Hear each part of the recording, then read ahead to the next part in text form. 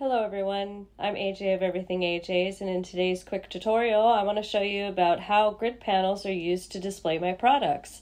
Now I have two stores that I set my products up at, and what I do is I hang them from grid panels that they have for display. The grid panels are suspended from the ceiling, and then in this, for instance, we use hooks that are probably about an 8-inch hook from the grid panel to the product. So this ceiling here is quite high, and therefore you can't really see the grid panel itself, but if you look at this back wall, that is the grid panel type that I'm talking about. You can use them for vertical displays as well as hang them from the ceiling. Here's the second store that I set them at. You can see the grid panel a lot better. So I went ahead and gave you a view of what it looks like when it's actually hanging from the ceiling.